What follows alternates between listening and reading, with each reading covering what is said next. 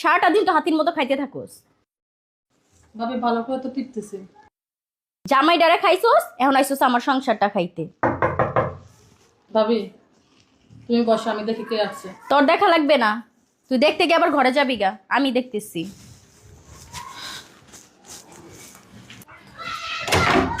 আরে আব্বা, রে এই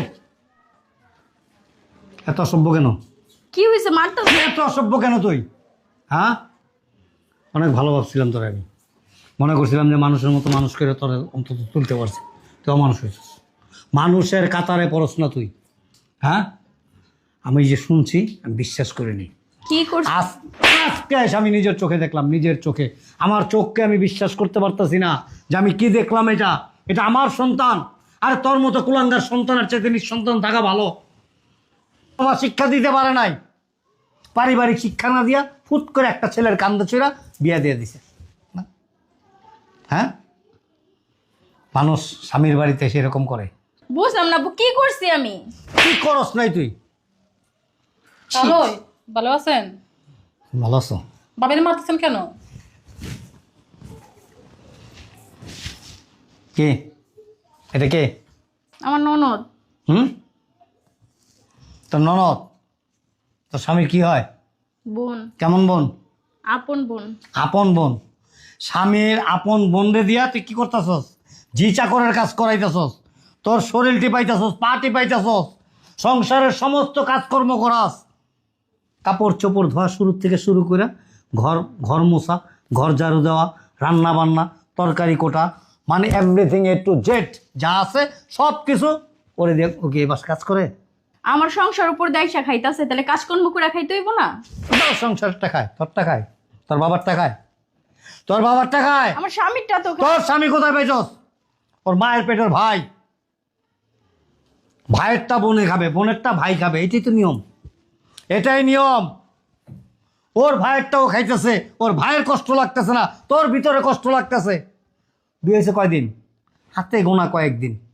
আর ওদের ভাই বোনের সম্পর্ক কিসের?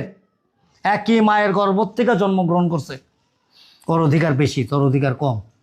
বউ বউয়ের জায়গায়, বোন বোনের জায়গায়। তার মানে এই না যে বিয়ে করাতে তুমি সংসারের সম্পূর্ণ কর্তৃত্ব তুমি নিয়ে নিচ্ছ, আর স্বামীর ভাই বোন যা আছে সবাই বাড়িতে কাজ করে নাকি? হ্যাঁ, তোর কাছ থেকে তো আরো 5টা মেয়ে শিক্ষা নিবে।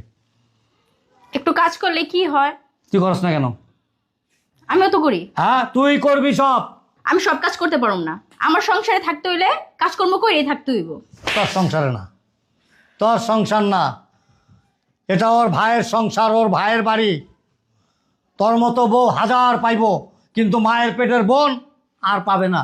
তাহলে থাক, এসব নিয়ে আমার কোনো অভিযোগ নাই। আমাদের তো স্বামী নাই, কাজ করে খেতে হবে। বাইরে বাড়ি তো কোনো সমস্যা নাই। শোনো, পিপিলাইজ দিবা না।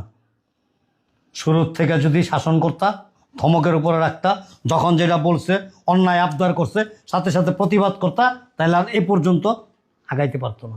তাহলে ছোট তো, এখন তো বয়স হয় নাই, বুঝে না। কে ছোট? কে ছোট? ও ম্যাচুইড, ওর বিয়ে হয়েছে, ও কয়েকদিন পর সন্তানের মা হবে। ও কিসের ছোট? ছোট কাকে বলে জানো? সালাম আলাইকুম আব্বা। ওয়ালাইকুম আসসালাম। বসেন, দাঁড়াইছেন কেন আব্বা? বসতে আসি নেই, আর আজকের পর থেকে তোমার এখানে আর আসবো না। কেন আব্বা? এই মেয়ে, তুমি কি পুরুষ? কেন আব্বা? হ্যাঁ, একটা স্ত্রীকে কন্ট্রোল করতে পারো না, তুমি কিসের পুরুষ? কিসের পুরুষ? ঠিকই বলছেন আব্বা। আমার কাছে কেন তোমাকে বিচার দিতে হবে? ওই তোমার বউয়ের বাড়িতে গিয়ে কেন কমপ্লেন করতে হবে? তুমি নিজেরটাই শাসন করবে, তবেই তুমি পুরুষ। একটা বউ কন্ট্রোল করতে পারো না।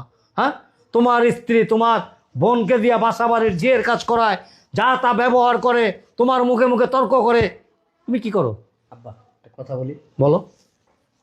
আপনার ওই যে ভাতিজা আছে না, হুম ওই থানার ওসি, হুম প্রত্যেক দিন ওই আপনার ভাতিজারে দিয়া আমার থ্রেড দেওয়ায় আপনার মেয়ে। আমি যদি উল্টাপাল্টা কোনো কথা বলি, আপনার ভাতিজা নাকি আমার 14 শিকের ভাত খাওয়াই দিব। বোনের জন্য মায়া লাগে, তা আমার বোনের জন্য কি আমার মায়া লাগে না? আমার বোন রেদার সারাক্ষণ বাড়ির সমস্ত কাজ করায়। আমি যখন কথা বলতে যাই এইসব বিষয়ে, তখন আপনার মেয়ে আপনার এই ভাতিজারে ধরা দেয় ফোনে। আর আপনার ভাতিজা আমার ওই পাশ থেকে, ফোনের ওই পাশ থেকে শুধু থ্রেট আর থ্রেট, নারী নির্যাতনের মামলা দিবে আমাকে। এই যে আপনার মেয়ের জিজ্ঞেস করে দেখেন, কাছেই আছে। আমি না পারতে আব্বা আপনারা যাই বলছি। ওরে তো আমি ধরুম, ওসি হয়েছে তাতে কি হয়েছে? আইনের ঊর্ধ্বে তো আর না। ওসি থাক, ডিসি থাক, আইজি থাক, যেই থাক, আইন সবার জন্য সমান, রুলস অফ ল। আমি কয়েকদিন বলছি আমি কিন্তু আব্বার কাছে বিচার দিবই না। তুমি আব্বা কেন, তুমি লাগলে আমেরিকার প্রেসিডেন্টের কাছে বিচার দাও, কোনো লাভ নাই। আমার এইভাবে ট্রিট করা। কে? এই জো বাইডেনের নাতি, বিল ক্লিন্টনের মাইয়া, তুই বিশাল একটা কিছুর সন্তান নাকি? তাতে কি? তুই মনে কর অনেক কিছু, অনেক অনেক মানে একেবারে মানে ক্ষমতার যে শেষ সীমানা আছে তার মেয়ে। তাতে কি হয়েছে? তুই তো একজনের স্ত্রী, আর তুই তার স্ত্রী হিসেবে তোর কর্তব্য কি? স্বামীর অর্ডার, স্বামীর কমান্ড তোর ফলো করা, স্বামীর বোন, ওর সাথে ভালো ব্যবহার করা, ওর সাথে আন্তরিকতার সহিত আচরণ করা। এটি একটা প্রকৃত মেয়ের রূপ। ও তো আপনার ভাতিজার কথায় উঠে আর বসে, আমার কথা তো কখনো শুনে না।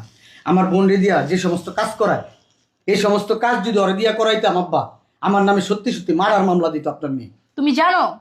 চুপ! আমি তো নিজের চোখে দেখলাম, আমি নিজের চোখে দেখলাম। আরে বয়স তো তোর বড় হইব।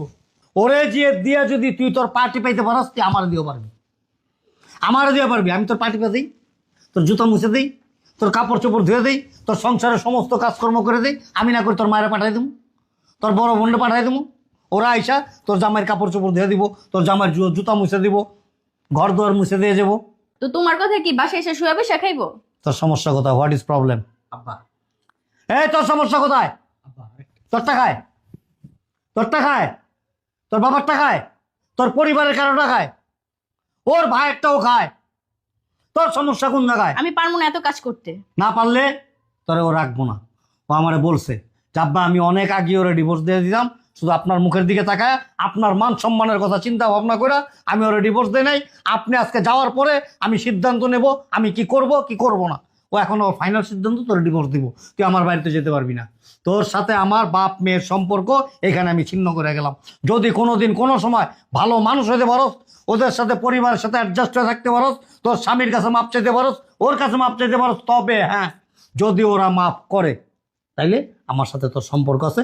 আদারওয়াইজ আমি তোমার বাবা না, তুমি আমার মেয়ে না। কথাটা মনে রাখবা।